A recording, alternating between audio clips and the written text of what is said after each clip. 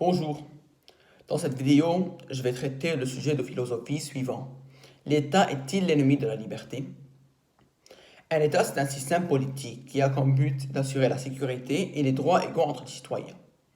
Cela se fait par le travail de plusieurs institutions qui se trouvent dans l'État, qui vont poser une série de règles et de lois qui ont comme but d'assurer la sécurité et les droits. Cela, en conséquence, va limiter la liberté absolue des citoyens. Or, cette limitation de la liberté fait-elle de l'État une menace à la liberté? Cela nous mène à notre problématique qui est-ce que nous sommes vraiment plus libres sans État? Certes, un manque d'État veut dire un manque de règles et de lois, ce qui rend les gens plus libres à faire ce qu'ils veulent parce qu'il n'y a pas d'autorité qui les arrête. Mais un manque de lois et de droits, et de règles, signifie un manque de sécurité, ce qui fait des gens une menace envers eux-mêmes. Cela nous mène à parler ou à dire que les citoyens nécessitent une liberté limitée tout en gardant un niveau de sécurité et de droits égaux élevé entre les citoyens. Pour commencer, certes, un État limite la liberté des citoyens, et cela se fait par une imposition d'une série de règles et de lois qui, si violées par un citoyen, lui apportent une punition. Et donc cela va limiter la capacité des citoyens de faire ce qu'ils veulent, et donc leur liberté absolue, ce qui les rend moins libres. Et par conséquent, si on se débarrasse de l'État, donc on se débarrasse des règles et des lois, donc on est plus libre. Le philosophe Tocqueville propose un système politique, le despotisme, qui consiste d'une autorité tyrannique. Dans le cas d'une autorité tyrannique, un seul parti politique domine dans l'État. Cela peut facilement se transformer en dictature, qui est un système politique qui limite fortement la liberté des citoyens. Dans le cas d'une dictature, par exemple, si la dictature n'existait pas, les citoyens auront beaucoup plus de liberté. Et donc cela nous mène à dire que l'État a la capacité de limiter la liberté des citoyens.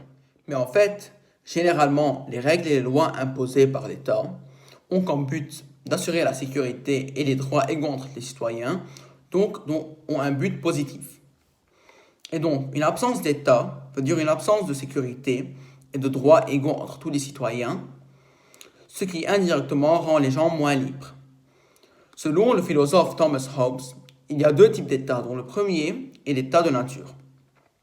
Dans l'État de nature, c'est le cas d'un système d'anarchisme où tous les citoyens peuvent faire ce qu'ils veulent sans avoir un système d'autorité qui les arrête ou une série de lois et de règles qui protègent tous les gens également. Dans ce type de société, généralement, ce sont les plus forts physiquement qui vont dominer, tandis que les gens qui sont plus faibles vont être massacrés par les gens qui sont plus forts. Et donc, dans un type de société pareil, l'homme devient, selon Thomas Hobbes, un loup contre les hommes, et donc une menace contre lui-même. Et par suite, sans État, il n'y a pas de sécurité qui protège tous les gens, ce qui rend les gens une menace contre eux-mêmes. Et par suite, un manque d'État veut dire un manque de liberté. Donc, pour que les gens puissent vivre dans une société ensemble, l'État doit leur assurer une liberté limitée, tout en leur assurant une sécurité et des droits égaux entre eux. Pour Thomas Hobbes, l'État idéal, c'est l'État civil. L'État civil est un État qui offre une liberté limitée aux citoyens, de sorte que personne ne puisse nuire aux autres. Cela nous mène à proposer l'État idéal, qui est la démocratie. La démocratie est un État qui non seulement offre aux citoyens une liberté d'expression, mais aussi une capacité de voter les propres représentants et les propres lois, et donc une capacité de voter leur propre sécurité. Selon Rousseau, le gouverneur doit être élu par les gens gouvernés, donc les citoyens, et cela nous mène à déduire que pour lui, l'État idéal, c'est la démocratie. Donc, la démocratie non seulement offre une liberté limitée aux citoyens, mais aussi leur permet de voter leurs propres lois et donc leur propre sécurité, ce qui rend la démocratie un système idéal.